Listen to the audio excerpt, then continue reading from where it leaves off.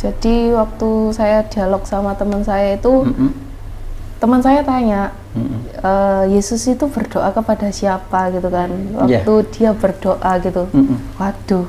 Di situ saya menjelaskan tentang Trinitas dari Yesus itu sendiri yang agama Katolik dan Kristen percaya gitu ya, sebagai Allah Bapa, Putra, Roh Kudus. Saya bilang kayak gitu.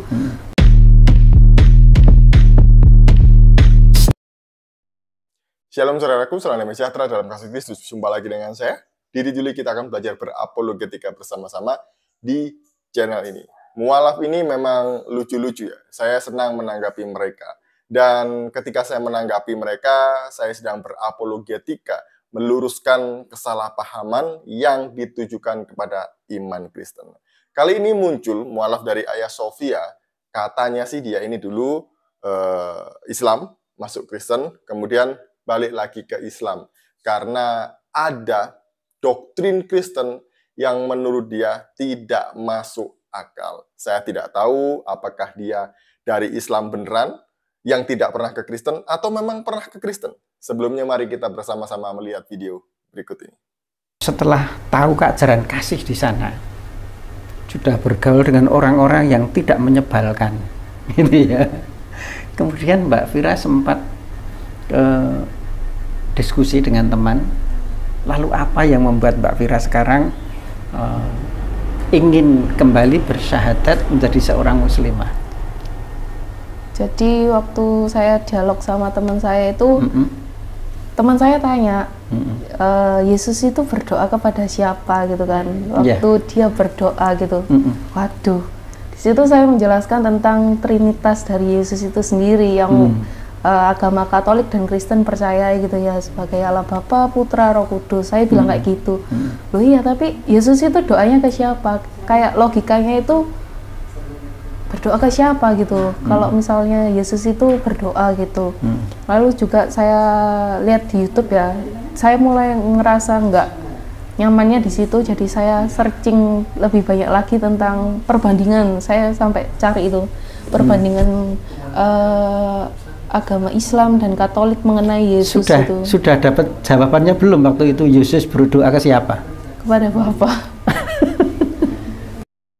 Saya kok ragu ya kalau mualaf ini benar-benar pernah jadi Kristen. Kenapa saya ragu? Karena pemahamannya mengenai Tritunggal itu bidat, itu sesat.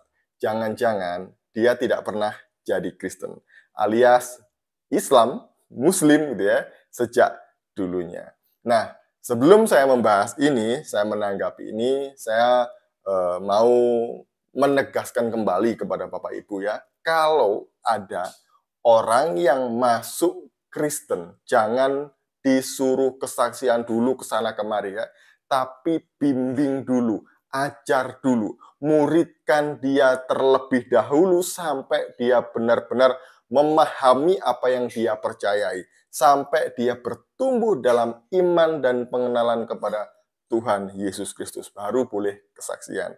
Jadi jangan sukanya mencari jiwa, tapi kemudian begitu ada yang percaya tidak diurus, tidak dimuridkan, itu salah ya.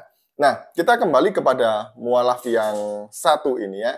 Jadi dia tadi itu kan bingung mengenai doktrin Tritunggal. Jadi menurut dia Yesus itu sebagai Bapa, sebagai Anak, sebagai Roh Kudus. Nah, ini salah. Nah, kebanyakan orang Kristen juga memiliki pemahaman yang sama dengan mualaf ini. Dan ini sebenarnya adalah pemahaman bidat di abad keempat yang pernah dianatema atau dinyatakan sesat oleh Konsili Konstantinopel tahun 381 Masehi. Kenapa Sabellianisme ini dinyatakan sesat oleh bapak-bapak gereja? Karena dia mengajarkan bahwa Allah itu hanya ada satu pribadi. Baik Anak dan Roh Kudus itu adalah satu pribadi dengan Allah Bapa. Ini salah, sesat, tidak sesuai dengan Alkitab. Kemudian bidat ini juga mengajarkan bahwa Allah menampakkan diri melalui 3 mode. Dalam perjanjian lama Allah menyatakan diri melalui Allah Bapa, dalam perjanjian baru Yesus Kristus, dan setelah Yesus naik ke surga, Allah menyatakan diri kembali lagi melalui Roh Kudus. ini salah.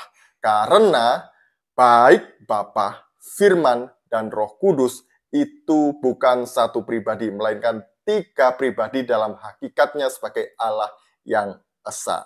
Jadi ini kenapa bidat ini ditolak dan dinyatakan sesat oleh bapak-bapak gereja. Dan Sabellianisme ini sebenarnya mengadopsi paham monarkianisme ya, di mana Yesus dan juga Allah itu adalah satu pribadi atau sama.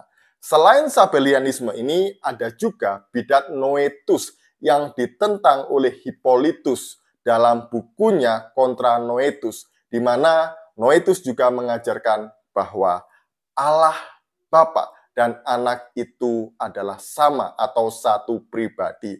Jadi, dia yang menderita di atas kayu salib dan mati di atas kayu salib itu adalah penyataan diri Allah melalui Yesus Kristus. Nah, ini juga salah. Jadi bidat ini sekarang diadopsi oleh saksi-saksi Yehova dan juga Unitarianisme atau Oneness. Tahu bedanya? Bahwa Allah Tritunggal itu adalah Allah yang esa, di mana Allah yang esa ini, Sang Bapa, Sang Wujud, itu memiliki firman. Dan firman inilah yang menjadi manusia, disebut Yesus. Dan firman inilah yang ketika dalam keadaannya sebagai manusia, yang disebut dengan Yesus, memiliki kodrat ganda, ilahi dan manusia. Allah yang esa juga memiliki roh yang disebut dengan Roh Kudus. Alkitab jelas mengatakan ini di dalam Matius 28 ayat yang ke-19.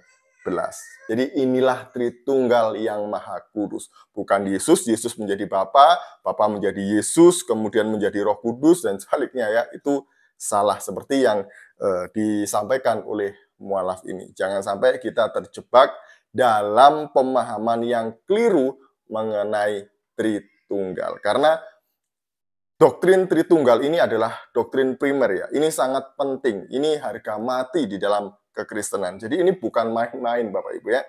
Nah, kemudian yang kedua, pertanyaannya tadi itu adalah sebenarnya Yesus itu kan Tuhan ya. Kok dia berdoa?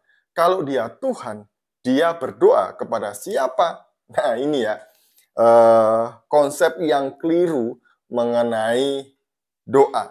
Sebelum kita menjawab mengenai doa ini, harus dipahami dulu bahwa Yesus itu adalah Sang Firman yang menjadi manusia. Dalam kodratnya sebagai manusia, dia juga berkomunikasi dengan Sang Bapa. Kalau Yesus saja butuh berkomunikasi dengan Sang Bapa, apalagi kita ini orang percaya, harus lebih intens berdoa seperti Yesus.